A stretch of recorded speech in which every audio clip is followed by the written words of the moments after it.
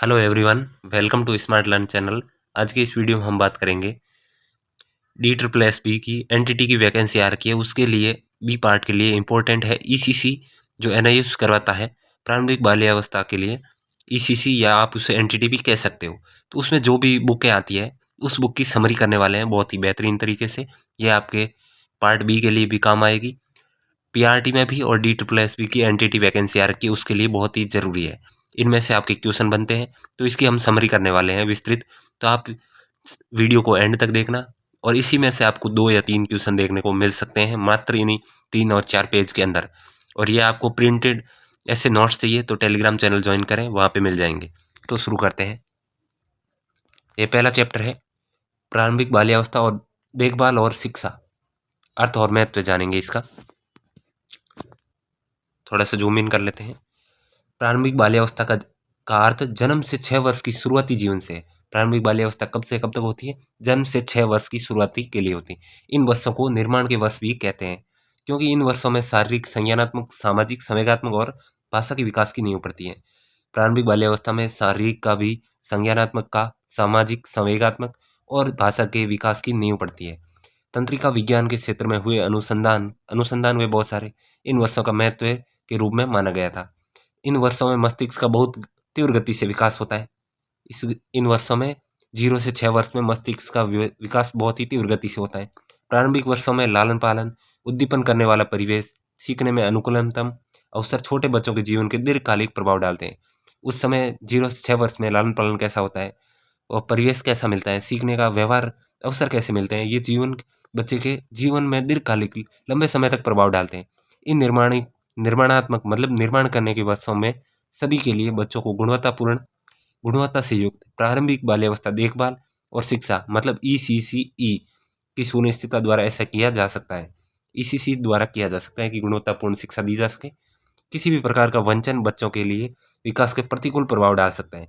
अलग वंचित हो जाएंगे तो वो जीवन पर प्रतिकूल प्रभाव डालेगा, अच्छा प्रभाव नहीं डालेगा। तथा ईसीसी का महत्व है, अर्थ और महत्व समझना अनिवार्य हो जाता है सभी के लिए। तो अधिगम के क्या प्रतिफल रहेंगे ये हम देखेंगे। ईसीसी का अर्थ और महत्व का वर्णन करते हैं। ईसीसी के उद्देश्यों पर चर्चा करेंगे। ईसीसी के घटकों पर भी व्याख्या करेंगे। प्रारंभिक हस्तक्षेप के महत्व को चिन्हित करेंगे और भारत और वैश्विक संदर्भ में ईसीसी का वर्णन करेंगे।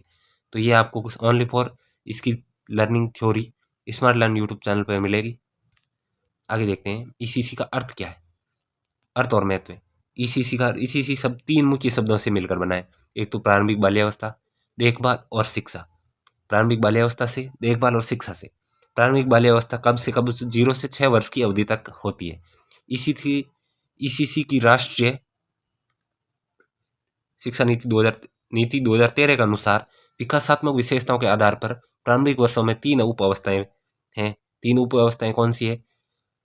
प्राथमिक होती है उप अवस्थाएं गर्भधारण से जन्म तक, भी जन्म से 3 वर्ष, 3 वर्ष से 6 वर्ष। ये जीवन की सबसे महत्वपूर्ण अवस्थाएं। ये अवस्थाएं गर्भधारण से जन्म, जन्म से 3 वर्ष, 3 वर्ष से 6 वर्ष की ये महत्वपूर्ण अवस्थाएं, क्योंकि इनमें बहुत ही तीव्र गति से वृद्धि होती है और विकास भी होता है बहुत तेजी से। देखभाल से हमारा आज से सभी बच्चों के प्रेम और स्नेह प्रदान करना है, सभी को बराबर प्रेम स्नेह करना है तथा बच्चों को स्वच्छ सुरक्षात्मक और सक्रिय वातावरण उपलब्ध करवाना है। अच्छा वातावरण होगा, सुरक्षात्मक वातावरण होगा तो बच्चों का विकास अच्छी तरीके से होगा। शिक्षा खोज, प्रयोग, अवलोकन मतलब देख देख के, सहभागिता, अपने साथियों से सहभागिता और अंत्यक्रिया के द्वारा कुशलता, अभिव्यक्ति, मूल्यों को ग्रहण करने की प्रक्रिया है। यह समस्त अनुभव बच्चों के अपने बारे में, दुनिया के बारे में जानने में मदद करते हैं। इसी का अर्थ है बच्चों के विकास के प्रारंभिक वर्षों के दौरान स्वस्थ, पोषण, देखभाल, सीखने के अवसर उपलब्ध करवाना। इसका अर्थ यही है, प्रारंभिक वर्षों के दौरान स्वस्थ, पोषण, देखभाल, सीखने के अवसर उपलब्ध करवाना। खेल आधारित एवं विकासात्मक जरूरतों के अनुसार गतिविधियों वाला एक सुरक्षात्मक उद्दीपन वातावरण बच्चों की शारीरिक गत्यात्मकता, संज्ञानात्मक, सामाजिक संवेग और भाषा के विकास के लिए महत्वपूर्ण है। तो उनको सुरक्षात्मक और उद्दीपक वातावरण बच्चों के शारीरिक, गत्यात्मक, संज्ञानात्मक, सामाजिक और भाषा विकास के लिए महत्वपूर्ण है। अतः निष्कर्ष क्या निकलता है? ईसीसी बच्चों के समग्र यानी संपूर्ण विकास के लिए, बाद की अवस्थाओं के अधिगम के लिए, उनके स्वस्तित्व भाव के आधार को तैयार करने का कार्य करती है। तो ईसीसी का क्या महत्व है, महत्व आगे देखने वाले हैं। ईसीसी का महत्व है, विकास की अन्य अवस्थाओं की तुलना में बच्चे के जीवन के प्रारंभिक 6 वर्ष सर्वाधिक महत्वपूर्ण थे। 0 से 6 वर्ष सबसे महत्वपूर्ण थे। इस दौरान सभी आयामों में उनका विकास तीव्र गति से बहुत ही तेजी गति से होता है। तंत्रिका तंत्र के शोध क्षेत्र में शोध कार्य ने बच्चों के जीवन के प्रारंभिक वर्षों की महत्व को स्वीकृत किया, बहुत ही महत्वपूर्ण है। इनके अनुसार मस्तिष्क का विकास भी इन अवस्था में बहुत ही तेजी से होता है। जब तक बच्चा 6 वर्ष का होता है तब तक उसके 90% दिमाग का विकास हो चुका होता है। कितने प्रतिशत? 90%। परिणाम स्वरूप बच्चे के समग्र विकास की दृष्टि से, विशेष रूप से मस्तिष्क के विकास की दृष्टि से ये वर्ष अति महत्वपूर्ण होते हैं। वंशानुक्रम और वातावरण के कारण विकासात्मक प्रक्रिया में आई बाधा उनके विकास को बाधित कर सकती है। वंशानुक्रम के कारण या वातावरण के कारण विकासात्मक प्रक्रिया में जो बाधा आती है उसके विकास को प्रभावित कर सकती है। घर और विद्यालय के स्वस्थ वातावरण का अभाव हो सकता है। उद्दीपन की कमी, अपर्याप्त पोषण, खाने पीने की सही सामग्री नहीं दी गई हो, स्वास्थ्य की देखभाल की लापरवाही की गई, कुछ सामान्य कारण भी हो सकते हैं जिनके कारण बच्चों के विकासात्मक प्रक्रिया में विलंबन मतलब देरी हो सकती है। इन वर्षों के दौरान अनेक बच्चे अनेक शारीरिक, गत्यात्मक और संज्ञानात्मक, सामाजिक, सांवेगिक और भाषा संबंधी दक्षताओं का अर्जन करते हैं, खेलते कूदते हैं, अलग अलग चीजें करते हैं। अतः उन्हें सकारात्मक अनुभव से पूर्ण उद्दीपक और सहभागिता वाला वातावरण मिलना चाहिए। सकारात्मक अनुभव हो जिसमें पूर्ण उद्दीपक और सहभागिता, सहयोग करने वाला वातावरण मिलना चाहिए। ईसीसी ईसीसीई कार्यक्रम के दौरान बच्चों की उपलब्ध कराई गई गुणवत्तापूर्ण प्रारंभिक देखभाल होनी चाहिए। शिक्षा उन्हें समर्थ बनाती है। वे अपनी उम्र के अनुसार ज्ञान कौशल को प्राप्त कर सकते हैं। अपनी उम्र के अनुसार ज्ञान को अर्जित करेंगे, कौशल अर्जित कर सकते हैं, जिसके आधार पर बाद में वे औपचारिक स्कूल के वातावरण का में समायोजन कर सके, समायोजन उसके साथ समायोजित हो सके। तो इसका अर्थ है, इसका महत्व है बच्चों को एकीकृत, स्वस्थ एवं समग्र विकास के लिए ईसीसी को प्राथमिक महत्व देना चाहिए। इसीलिए अलग अलग सेवा प्रदाताओं को सुनिश्चित करना चाहिए कि बच्चे को सम्मत मूलक या गुणवत्तापूर्ण ईसीसी प्राप्त हो, खासकर उन बच्चों को जो इससे वंचित रह गए हैं। ईसीसी के क्या उद्देश्य है ये देखने वाले हैं। ईसीसी का प्रमुख उद्देश्य है सभी बच्चों के उनके समग्र विकास के लिए निर्माणात्मक वर्षों के दौरान गुणवत्तापूर्ण देखभाल अधिगम के अवसर उपलब्ध कराना, ज़्यादा से ज़्यादा जो गुणवत्तापूर्ण हो, अच्छे हो। पाठ्यचर्या की रूपरेखा 2013 में इसके उद्देश्य को परिभाषित किया गया है। ये सुनिश्चित किया जाए कि बच्चे सुरक्षित, सलामत, स्वीकृत और सम्मानित महसूस करें। खुद को सुरक्षित महसूस करें, सलामत महसूस करें और स्वीकृत और सम्मानित महसूस करें। दूसरा उद्देश्य है सुनिश्चित किया जाए बच्चों को अच्छा और संतुलित पोषण, खाने पीने को अच्छा मिले, अच्छा वातावरण मिले। बच्चे के स्वस्थ आदतें, स्वस्थता संबंधी चलन, खुद की सहायता कर सकने वाली कुशलताओं का विकास हो बच्चे के अंदर। उनकी भाषा, संप्रेषण, अभिव्यक्ति की क्षमता को सम्यक विकास हो। उनकी भाषा और संप्रेषण, अभिव्यक्ति का क्षमता का अच्छे से विकास हो, इसका भी ध्यान रखा जाएगा। उनकी संभवतः क्षमता के शारीरिक, गत्यात्मक क्षमताओं का अनुकूलतम विकास किया जाएगा। सहभागितापूर्ण उद्दीपक गतिविधियों को संलग्नता द्वारा बच्चों के संवेदी, संज्ञानात्मक क्षमताओं को पोषित किया जाएगा। अच्छे से संज्ञानात्मक और संवेदी क्षमताओं को, बच्चे के भावात्मक समायोजन को ध्यान में रखते हुए समाजोन्मुख कौशलों एवं सामाजिक दक्षताओं का विकास किया जाएगा। भावनात्मक कौशल बच्चों के विद्यालय में औपचारिक अधिगम के लिए तैयार किया जाएगा। आगे वो बच्चे औपचारिक विद्यालय में जाके अच्छे के लिए तैयार किए जाएंगे। तो ये एनटीटी के लिए बहुत ही महत्वपूर्ण है।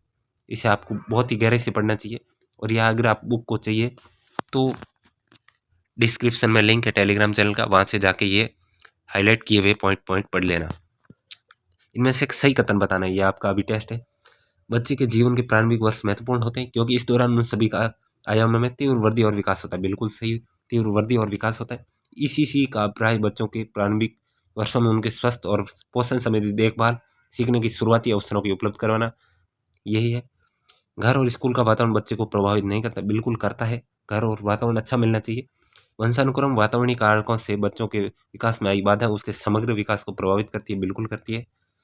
एक सुरक्षात्मक उद्दीपक वातावरण बच्चों के समग्र विकास के लिए आवश्यक होता है। आगे देखते हैं ईसीसी के क्या घटक है। ईसीसी एक एकीकृत कार्यक्रम, मतलब एकीकृत है समूह के। इसके अनेक घटक है, सभी मिलकर बच्चों के विकास और कल्याण में योगदान देते हैं। ये घटक देखने वाले आइए। ईसीसी के ये घटक है, थोड़ा मैं जूम आउट करके दिखा देता हूँ।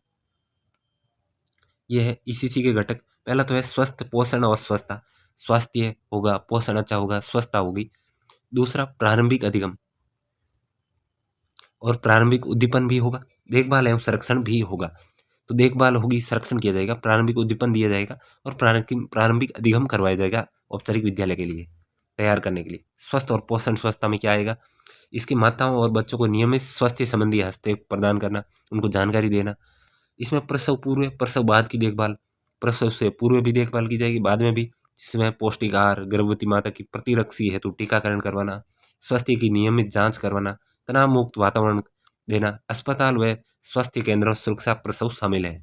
इस प्रकार बच्चों को संतुलित पौष्टिक भोजन, संक्रमण से संरक्षण करना, समय समय पर टीकाकरण, चिकित्सीय देखभाल हेतु प्रावधान समेत स्वच्छ वातावरण प्रदान करने की जरूरत है। ये तो पहले घटक में। दूसरे घटक में आएगा देखभाल और संरक्षण में। तो इसमें देखो, देखभाल और संरक्षण सभी बच्चों की अनुकूलतम वर्दी, स्वस्थ विकास के भौतिक भावनात्मक रूप से सलामत, सुरक्षित, संरक्षित परिवेश अत्यंत आवश्यक होता है। देखभाल और सुरक्षा वाला परिवेश प्रदान करना इसी के एक अभिन्न घटक है। बच्चों को देखभाल करने वालों के लिए आवश्यक है कि उनकी मनोवैज्ञानिक, सामाजिक, संवेदक जरूरतों को पूरा करें। यह सुनिश्चित करने के लिए आवश्यकता अनुसार उद्दीपक दिया जाए और सहयोगी और शुद्ध अंतक्रिया की जा सके। एक स्वच्छ, स्वस्थ, सुनिश्चित वातावरण किया जा सके। अच्छा वातावरण मिलना चाहिए और देखभाल करने के लिए उसे मनोवैज्ञानिक, सामाजिक, सामूहिक जरूरतों को पूरा कर सके, ऐसा वातावरण देना चाहिए। प्रारंभिक उद्दीपक, प्रारंभिक उद्दीपक में आ जाएगा, जैसे कि आपने पढ़ा, विकास में शारीरिक, गत्यात्मक, सामाजिक, सांवेगिक, समाज में और सांवेगिक, संज्ञानात्मक और भाषा के आयामों में होता है। ये सभी आयाम परस्पर एक दूसरे से संबंधित होते हैं। जीवन के प्रारंभिक कुछ वर्षों में इन आयामों की वृद्धि, तीव्र गति, तीव्र वृद्धि और तीव्र विकास होता है। तो प्रारंभिक उद्दीपन का प्राय 3 वर्ष की आयु तक बच्चे को देखने, सुनने, स्पर्श करने, सूंघने, स्वाद लेने की उद्दीपन प्रदान करने से है। तो प्रारंभिक उद्दीपन क्या होगा? 3 वर्ष तक बच्चे को देखने, सुनने, स्पर्श करने, सूंघने, स्वाद लेने की उद्दीपक प्रदान करने से है। उद्दीपन का उद्देश्य बच्चों की संभवित क्षमता में वृद्धि करना है, खुद की क्षमता में वृद्धि करना है। इसके लिए माता पिता देखभाल करने वालों के साथ अंत्यक्रिया का सकारात्मक वृद्धि, जिन अंत्यक्रिया देखभाल करेगा ना, उसमें अंत्यक्रिया की सकारात्मक वृद्धि होनी चाहिए और परिवेश के खोज के अवसर उपलब्ध करवाने चाहिए। उसे सूंघने के लिए, स्पर्श करने के लिए चीज़ें उपलब्ध करवाई जाए। शोध कार्य बताते हैं, उद्दीपन तंत्रिका मार्गों के निर्माण में, मस्तिष्क के विकास में भी मदद करता है, हेल्प करता है। भविष्य में अधिगम में सहायता करता है, सीखने में सहायता करता है। अतः ये महत्वपूर्ण है, प्रारंभिक वर्षों में बच्चे को जो उद्दीपन करने वाला वातावरण उपलब्ध कराया जाए, जिसमें आयु के अनुसार विधि, सामग्री, अनुभव के विकास के अवसर उपलब्ध हो। अवसर ज़्यादा से ज़्यादा इनको अवसर उपलब्ध कराएं, देखने, सुनने, स्पर्श करने के लिए, तो वह मस्तिष्क के विकास में भी मदद करता है। प्रारंभिक अधिगम क्या होता है? ये एक महत्वपूर्ण घटक है, सीखने के अवसर उपलब्ध करवाना। 3 से 6 वर्ष की आयु तक बच्चों की उम्र, विकास के अनुरूप सीखने के अवसर अनिवार्य रूप से उपलब्ध करवाने चाहिए। बहुत ही जरूरी है उनकी उम्र के अनुसार। ये जरूरी है कि इनको गुणवत्तापूर्ण शिक्षा उपलब्ध करवाई जाए, जिसमें खेल हो, मूर्त अनुभव हो, अवलोकन हो, हस्तकौशल का प्रयोग भी शामिल हो। इससे उन्हें अपने बारे में, दूसरों के बारे में, अपने चारों ओर की दुनिया के बारे में सीखने का मौका भी मिलेगा। इसलिए अधिक से अधिक गुणवत्तापूर्ण कौशल और अवसर उपलब्ध करवाए जाने चाहिए। आगे देखते हैं, शारीरिक गत्यात्मक विकास। शारीरिक गत्यात्मक विकास, इसमें क्या है? शरीर में गुणात्मक बदलाव होंगे, व्यवहार और अभिव्यक्ति में बदलाव, और सामाजिक सांवेगिक विकास में जटिल और सतत प्रक्रिया है, ये लगातार चलती है। भाषा विकास में आयाम परस्पर संबंधित हैं और एक दूसरे को प्रभावित भी करते हैं। संज्ञानात्मक विकास में अनेक आयामों में घटित होता है और समग्र विकास में योगदान करता है। ये 4 घटक हैं, विकास की प्रक्रिया बता रखी है। शारीरिक गत्यात्मक विकास, तो शारीरिक वृद्धि और विकास में लंबाई, भार, शरीर के अन्य अंगों के आनुपातिक परिवर्तन को शामिल करते हैं। इसमें हड्डियों का विकास भी शामिल है। हड्डियों का विकास होना, शरीर की पूरी संरचना हड्डियों के आकार, अनुपात, घनत्व पर निर्भर करता है। ये पूरे शरीर की आकृति को निर्धारित करते हैं। शारीरिक गत्यात्मक विकास में स्थूल और सूक्ष्म मांसपेशियों का विकास होता है। स्थूल जैसे हाथ की मांसपेशियां, और सूक्ष्म में अंगुलियों की मांसपेशियां हो गई, का विकास होता है। हाथ और आंख के तालमेल की प्रक्रिया भी शामिल होती है, हाथ और आंख का तालमेल बैठाना। बच्चों में स्थूल मांसपेशियों के विकास उन्हें रेंगने, चलने, दौड़ने, साइकिल चलाने, चढ़ने, कूदने आदि जैसी गतिविधियों में मदद करेंगे। सूक्ष्म मांसपेशियों का विकास क्रेयॉन पकड़ने, रेखाएं खींचने, रंगने, धागे डालने, काटने, लिखने जैसी गतिविधियों में मदद करते हैं, लिखने में मदद करते हैं। सामाजिक सांवेगिक विकास में क्या होता है? ये विकास की एक प्रक्रिया है जिसके द्वारा बच्चे सामाजिक मानक और सामाजिक सांस्कृतिक मूल्य ग्रहण करते हैं। सामाजिक मानक और संस्कृति के मूल्य ग्रहण करते हैं। स्वस्थ सामाजिक विकास बच्चों विकास बच्चों की मदद करता है। वे परिवार, दोस्त और जीवन के अन्य लोगों को सकारात्मक संबंध का भी विकास करते हैं। संवेगों का विकास होता है अच्छी तरीके से। इसका मतलब यह है कि संवेग और मूल्यों का विकास होता है। बच्चों का जन्म आधारभूत संवेग जैसे प्रेम, भय, क्रोध, खुशी के साथ होता है। ये याद रखना लाफा। प्रेम, भय, क्रोध, खुशी, ये संवेग है। समय के साथ साथ वे जटिल भावनाओं को विकसित करते हैं और वे भावनाओं को पहचानना, अभिव्यक्त करना, प्रबंध करना सीख जाते हैं। उनको कैसे अभिव्यक्त करना है, कैसे भावनाओं को पहचानना है, प्रबंधन करना सीख लेते हैं। आगे संज्ञानात्मक विकास, ये सोचने, याद करने, पहचानने, वर्गीकरण करने, कल्पना करते हैं, तर्क करने, कोई तर्क देना, निर्णय करना जैसी मानसिक संरचनाओं, क्षमता को विकसित की ओर संकेत देता है। संज्ञानात्मक विकास में क्या क्या विकसित होता है? एक तो सोचने की क्षमता, याद करने की क्षमता, वर्गीकरण करने की क्षमता, तर्क करने की, निर्णय करने जैसी मानसिक, जो भी मानसिक मस्तिष्क से रिलेटेड क्षमताओं का विकास होता है वो संज्ञानात्मक विकास में होता है। भाषा को ग्रहण करने, समझने, भाषा विकास में भाषा को ग्रहण करना, कैसे ग्रहण करना, भाषा को समझना, उसको उपयोग करने की प्रक्रिया, इससे सुनने, बोलने, पढ़ने, लिखने, भाषा के 4 कौशल है। इसे हम शॉर्ट ट्रिक से सुबोबोली से याद कर सकते हैं। सुबोबोली, सुनने, बोलने, पढ़ने, लिखने का कौशल शामिल है। ये कौशल बच्चों के संप्रेषण करने, उन्हें अपनी भावनाओं को व्यक्त, वो अपनी भावनाओं को सुनकर, बोलकर, लिखकर कैसे व्यक्त करते हैं, व्यक्त करने में सहायता करती है भाषा का विकास। प्रारंभिक हस्तक्षेप पढ़ने वाले, इसके पहले हम प्रारंभिक हस्तक्षेप का अर्थ और महत्व की चर्चा करते हैं। हम विकासात्मक पड़ाव, इसे माइलस्टोन और विकासात्मक विलंबन का अर्थ जान लेते हैं। विकासात्मक पड़ाव का अभिप्राय है आयु के अनुसार विकास के प्रत्येक आयाम में अर्जित कौशल व दक्षता। विकास के आयु के अनुसार विकास के प्रत्येक अलग अलग पार्ट में अर्जित कौशल और समान दक्षता है। और सामान्य परिस्थितियों में बच्चे अपेक्षित संबंधित आयामों में अपेक्षित विकासात्मक पड़ाव प्राप्त कर ले, अर्थात अपेक्षित कुछ दक्षताएं एक खास आयु सीमा में प्राप्त हो जाती हैं। कुछ ऐसी दक्षताएं कुछ दक्षताएं एक खास सीमा आयु तक में प्राप्त हो जाती हैं। यदि बच्चे के विकास में सामान्य प्रारूप में पीछे रह जाते हैं और उनका विकास विलंब हो जाता है, इसका अर्थ है कि बच्चों को निर्धारित समय में विकासात्मक पड़ाव प्राप्त नहीं किया, एक निर्धारित समय में विकासात्मक पड़ाव है ना, वो प्राप्त नहीं किया, एक उम्र विशेष जैसी आशा की जाती है। उस दर की प्रगति करने और विकासात्मक पड़ाव तक पहुंचने में असफल रह जाते हैं। बच्चे के विकास में विलंब के कारण अनेक कारण हो सकते हैं। एक तो वंशानुक्रम, प्रसव, जन्म के समय जटिलताएं, बीमारी, जन्म के बाद दुर्घटना भी हो सकते हैं। बच्चे के विलंब विकास के संकेतों का अवलोकन करना आवश्यक है। उसे अवलोकन करना चाहिए, उसके व्यवहार को देखना चाहिए, जिससे उपयुक्त एवं समय अनुसार हस्तक्षेप उपलब्ध करवाए जा सके, इसका इलाज करवाया जा सके। प्रारंभिक हस्तक्षेप का तात्पर्य बच्चों की विकासात्मक और अधिगम आवश्यकताओं को पूरा करने के लिए शीघ्र से शीघ्र उठाए गए कदमों से है, जिसमें विकासात्मक विलंबन के प्रभाव को कम किया जा सके। विकास देरी से हो रहा है, इसका प्रभाव को कम किया जा सके। इससे अभिप्राय है कि बच्चों के जीवन में अति शीघ्र सही हस्तक्षेप प्राप्त हो, जिस समय पर उनका मस्तिष्क नई चीजें सीखने में सर्वाधिक ग्रहणशील हो, मस्तिष्क का विकास हो रहा हो, उसी समय होना चाहिए। इसलिए बच्चों को स्वास्थ्य संबंधी जांच नियमित होनी चाहिए, उनका रिकॉर्ड भी रखा जाना चाहिए। स्वास्थ्य संबंधी जांच सामान्य स्वरूप, शरीर की संरचना, धड़कनों का रिकॉर्ड, श्वसन दर, तापमान, लंबाई, वजन की माप, छाती और पेट के माप भी होने चाहिए। गले, आँख, कान, नाक, दांत, त्वचा, बाल, नाखून, दृष्टि, स्वर्ण, मानसिक प्रतिक्रियाओं, अंगों का संचालन, पेशाब, मल का परीक्षण भी होना चाहिए। ये परीक्षण उनकी कमियों की शुरुआत में ही पहचानने में मदद करता है। ये प्रारंभ में ही किसी समस्या को पहचान जाता है और उसे तत्काल ध्यान दिया जा सके, तुरंत प्रभाव से किया जा सके। शारीरिक और संवेदन क्षति बच्चों के विकास में सबसे बड़ी बाधक होती है, बच्चों का विकास में बाधा उत्पन्न करती है। उदाहरण के लिए यदि किसी बच्चे के संवेदी क्षति है, उसे अपने वातावरण के साथ अंतःक्रिया करने में समस्या का सामना करना पड़ता है, वहाँ रिपेल प्रभाव, ऐसी परिस्थिति जिसे किसी स्थिति के परिणाम स्वरूप एक समस्या उत्पन्न हो, नवीन समस्याओं के परिणाम स्वरूप पुनः एक नवीन समस्या उत्पन्न हो, यह क्रम आगे चलता रहता है। एक समस्या के बाद दूसरी के बाद तीसरी। हो सकता है बच्चे के भाषा और सामाजिक सांवेगिक विकास धीमा हो। यदि बच्चे को बार बार बुलाया जाता है फिर भी वह नहीं सुनता है, इसका अर्थ है कि उसकी सुनने की क्षमता में कोई कमी हो। इसी तरह यदि कोई बच्चा निश्चित आयु के बाद भी नहीं बोलता है तो बोलने की कुशलता के विकास के लिए सहयोग की आवश्यकता होगी। अतः समय पर समस्या को पहचानने बच्चों को प्रारंभिक हस्तक्षेप प्रदान में सहायता करती हैं। यदि समय रहते बच्चों के विकासात्मक विलंब पर ध्यान नहीं दिया जाता है तो वे तत्काल देरी से स्थायी हो जाती हैं। ध्यान नहीं दिया जाता तो बाद में देरी से दिया गया ध्यान हस्तक्षेप अंतराल को भरने में पर्याप्त नहीं होता।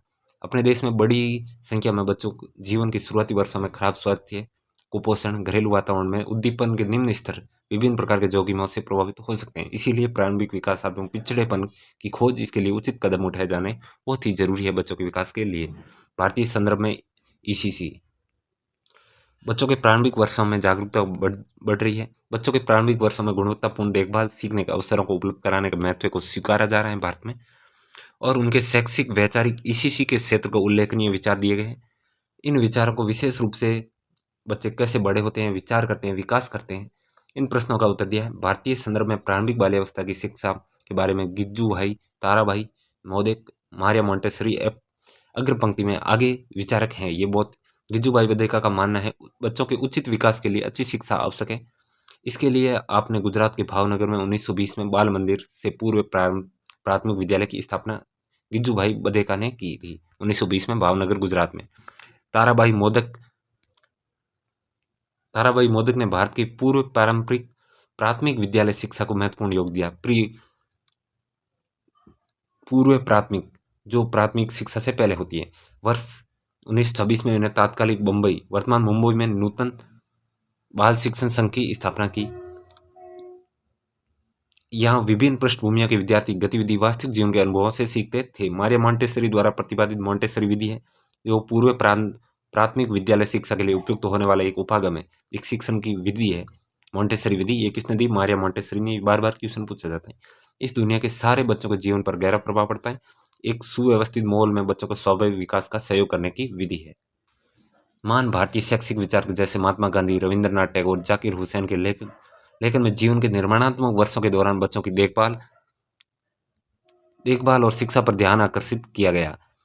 इनका विचार है कि बच्चों को अब उनकी मातृभाषा में शिक्षा दी जानी चाहिए। उनकी शिक्षा को सामाजिक सांस्कृतिक वातावरण की घनिष्ठता से संबंधित होनी चाहिए। यह उस समुदाय से संबंधित होनी चाहिए जिसमें बच्चा या उनका परिवार रहता हो।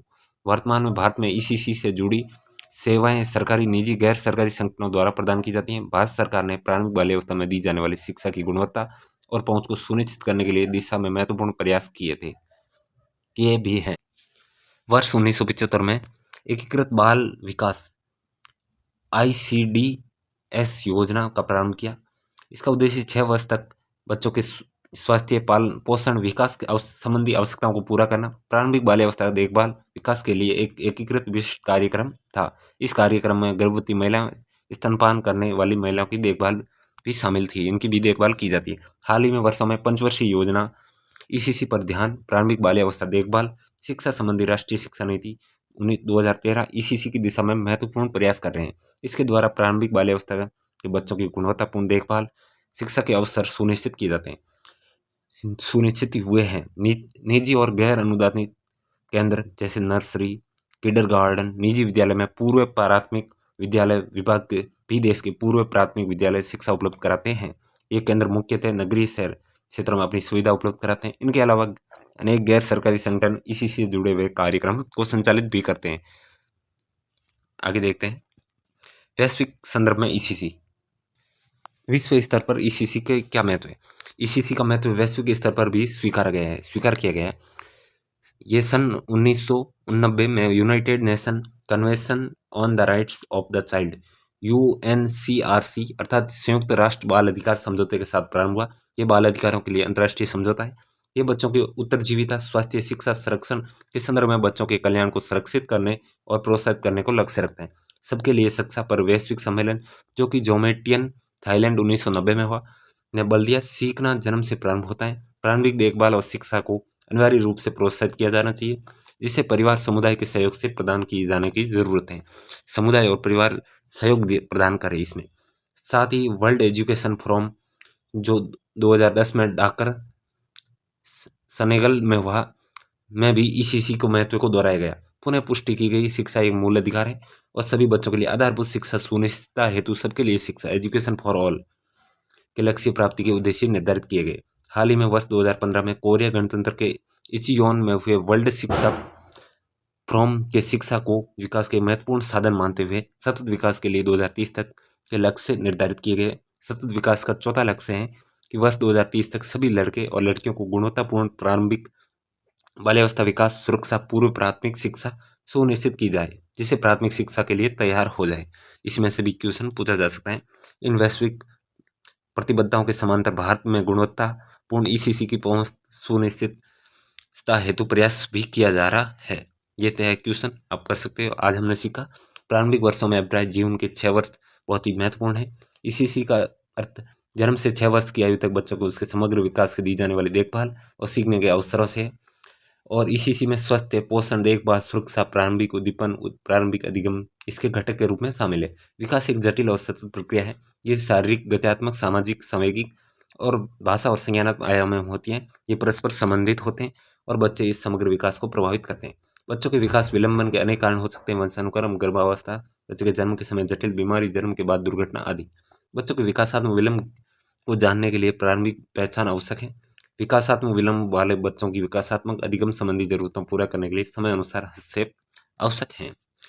भारतीय संदर्भ में ईसीसी के अंतर्गत भारतीय शैक्षिक विचारकों के विचार और भारत सरकार की पहल ICDS 1975 एवं ईसीसी की राष्ट्रीय नीति 2013 में शामिल है और वैश्विक स्तर पर लक्ष्य 4 सभी छोटे बच्चों को गुणवत्तापूर्ण विकास, देखभाल, पूर्व प्राथमिक शिक्षा को सुनिश्चित पहुंच का लक्ष्य रखा, जिससे 2030 तक प्राथमिक शिक्षा के लिए तैयार हो सके।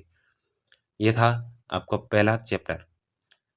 इसमें से DSSB एनटीटी वैकेंसी में क्वेश्चन देखने को मिल सकते हैं और PRT में भी देखने को मिल सकते हैं। तो इस वीडियो को एक बार और देखें। वीडियो पसंद आए तो लाइक करें और ये PDF चाहिए तो टेलीग्राम चैनल पर मिल जाएगी।